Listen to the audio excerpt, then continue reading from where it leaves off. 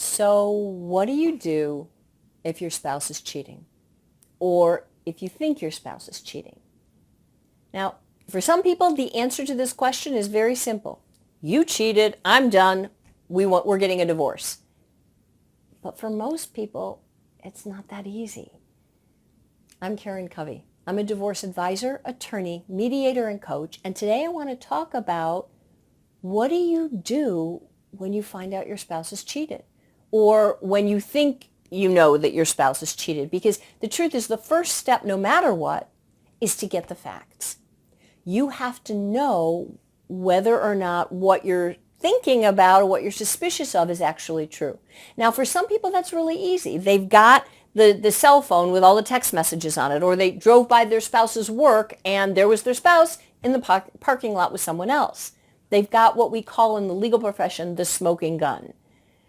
But other people don't have that, and that's actually harder. So if that's a situation you find yourself in where you just have this niggling feeling that something's not right, your spouse is all of a sudden dressing better and losing weight and going out with their friends when they never used to go out with their friends before, and you just feel like something's not right. What do you do? How do you confirm your suspicions? Well, if you happen to be married to a reasonably honest human, you can always ask. And I know that sounds crazy, but there are a lot of people who, if you ask them, will actually tell you the truth. And then that leads to the whole other discussion of what do you do from there. But they will tell you the truth. But then there's a lot of people who won't. And if that's the kind of person that you're married to, that's why step number one is to get some information, because then when you have a conversation with them, which is step number two, you have something to say. You can say, hey, here's all this information that I have. Let's talk about this, right? So you don't look like a crazy person. So how do you get that information? Well, the first way is just by paying attention. You would be amazed at what you can learn if you just keep your eyes and ears open and pay attention to what's going on around you in your life and around your spouse and your spouse's life. So that's step number one. If that doesn't get you enough information, you can always level up and start changing your behavior, changing your patterns, actually. So show up in places where you didn't used to go at times you didn't used to be there. So doing that, being in different places, not being in your usual place and time might surprise your spouse, and you might find out some things that you didn't know before.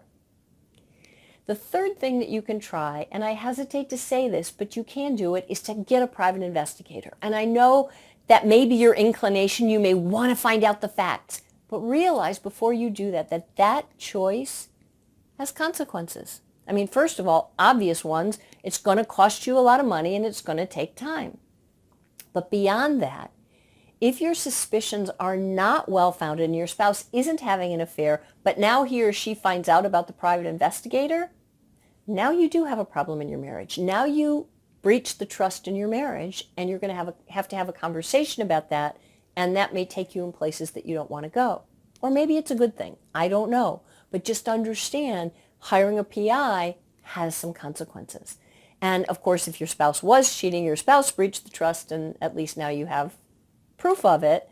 But again, think about that before you do it. I'm not saying you should or that you shouldn't. Just think about it and think about, is this what I really want to do? So step number one, get facts. Step number two, we've talked about a little bit, and that is to have the conversation. And you may say, well, why would I want to have a conversation with my spouse if he or she's only going to deny everything anyway? And the answer is, number one, at least you tried.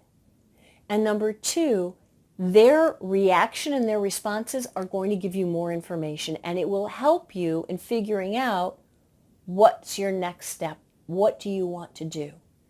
And step number three is to get support so that you can figure out what you want to do. Because whether or not your spouse is cheating, if this is where you're finding yourself in your marriage, chances are there's some issues in your marriage that you need to deal with. So going to a marriage counselor, getting support that way might not be a bad idea no matter what. And getting support for yourself while you're going through this time is also a good idea, because clearly there's a lot on your mind, and that would help. So those are the things you want to do What don't you want to do? Well, what you don't want to do is exactly what most people will tell you you should do the minute you find out your spouse is cheating. And that is go to a divorce lawyer and file for divorce. And that may sound strange coming from me because I am a divorce lawyer, but I have to tell you, the decision about whether to get a divorce is one of the biggest decisions you're ever going to make in your life. It affects so many things. And if you haven't taken the time to think about what getting a divorce is going to mean to you and how you're going to handle it, and if you haven't taken the time to get prepared and get ready for it, you're not going to do as well. It's going to be a mess. So before you make that decision, your head's got to be in the game. The problem is when you just found out your spouse is cheating, if you didn't see this coming, you're in total shock. You can't think about anything. You're just numb. And even if you did have your suspicions, then you're crazy. You're angry. You're upset. You're destroyed. You're betrayed. All these emotions are going through your body, and you can't think. And so no matter how you cut it, you're not thinking clearly. So deciding to go to a divorce lawyer's office and file right away is probably not going to be your best choice. You may get there anyway, but give yourself time to think and make sure that's what you want to do first. So the first thing you don't want to do is rush to the divorce lawyer. The second thing you don't want to do is anything they talk about or sing about in a country western song. So what does that mean? It means you don't want to take golf clubs and beat on your spouse's car. You don't want to slash his tires. You don't want to take all your spouse's clothes and shred them and throw them out the bedroom window. All of those things are called criminal behavior. You have enough problems in your life as it is. You don't need to be dealing with criminal charges too. I mean, I know you might want to do all those things and doing them might feel good in the moment, but they're going to feel so bad afterwards, it's really not worth it. So that's the second thing you don't want to do. And speaking of not worth it, the third thing you don't want to do is harass your spouse's new sweetie, whoever that is. What does that mean? That means you don't want to find out your spouse where he or she works, the sweetie, and go stalk them at work. You don't want to stalk them on social media. You don't want to call them and scream at them and threaten them. You don't want to have anything to do with them. I mean, I know on some level you do, but you don't. Because again, all of those things are criminal. They're only going to cause you problems. So those are all the things you don't want to do. You don't want to rush to the divorce lawyer, harass your spouse, damage anything, harass your spouse's sweetie. What you do want to do is get the facts, have a conversation, and get some support so that you can think about what your next steps are. Because the truth is, right now, your life is just going to suck. I wish I could tell you something better, but I can't. It's going to suck for a while. But after that while, things will get better.